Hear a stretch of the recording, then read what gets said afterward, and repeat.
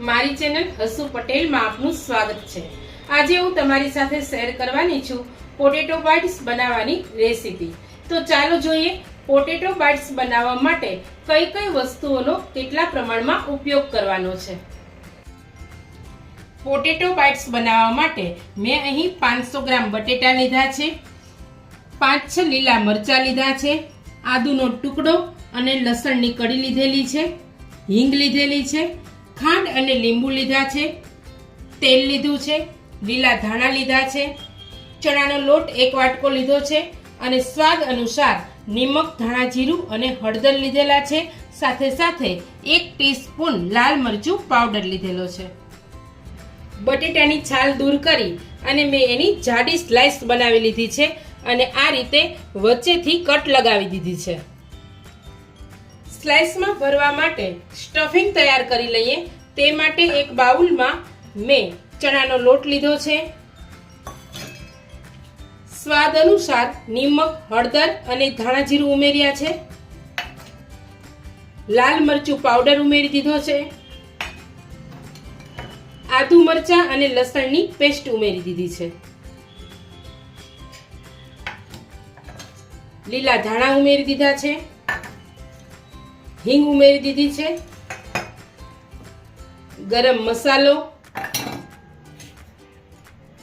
ખાંડ અને સ્વાદને બેલેન્સ કરવા માટે લીંબુનો રસ પણ ઉમેરી દઈએ।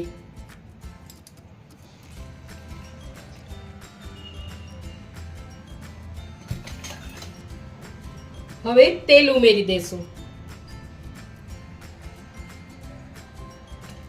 હવે બધું જ મિક્સ કરી લેશું।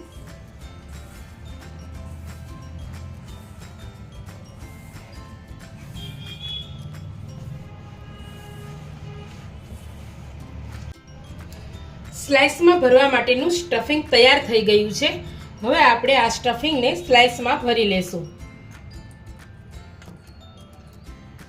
આ રીતે આપણે ભરીને તૈયાર કરતા જવાનું છે।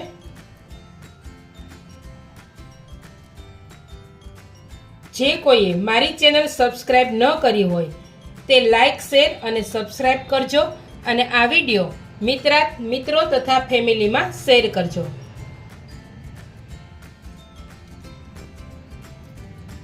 બધી જ સ્લાઇસ ભરી અને મેં તૈયાર કરી લીધી છે। આપણે તેને સ્ટીમ કરવાની છે। તો પહેલેથી જ એક વાસણમાં મેં પાણી ગરમ થવા માટે મૂકી દીધું હતું। પાણી ગરમ થઈ ગયું છે। બધી જ સ્લાઇસને આપણે ગોઠવી દેશું।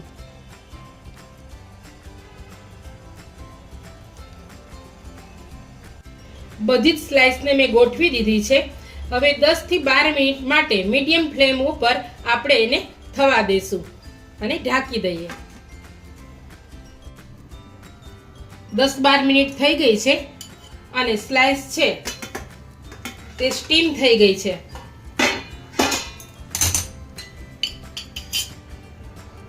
ચપ્પુ વડે જોઈએ તો તે આસાનીથી કટ થઈ જાય છે। હવે આપણે તેને થોડું તેલ મૂકી અને સાતડી લેશું। અહીં એક વાસણમાં મેં તેલ ગરમ થવા મૂકી દીધું છે। તેલ ગરમ થઈ ગયું છે। તેમાં રાઈ ઉમેરીશું, જીરું ઉમેરી દેશું,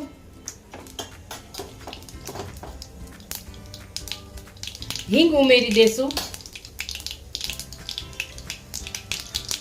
અને ½ ટીસ્પૂન સફેદ તલ ઉમેરી દેશું। હવે તેને સંતળાવા દેશું।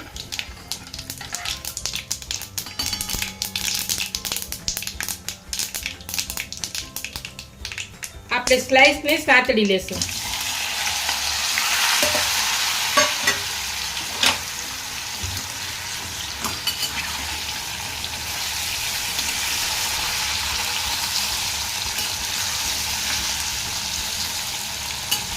ધીમે ધીમે સેજવાર આપણે ચલાવતા રહીશું એટલે સ્લાઇસ છે સરસ રીતે સંતળાઈ જશે।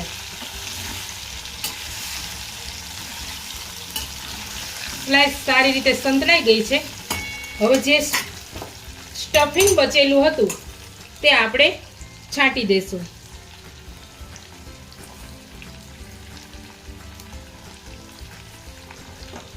સાથે સાથે ધાણા પણ સ્પ્રિંકલ કરી દેશું। હવે ગેસની ફ્લેમને આપણે બંધ કરી દઈશું અને બધું સારી રીતે મિક્સ કરી લેશું.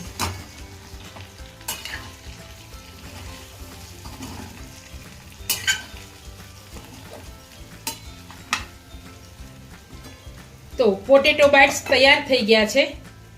આપણે એને સર્વ કરી લેશું.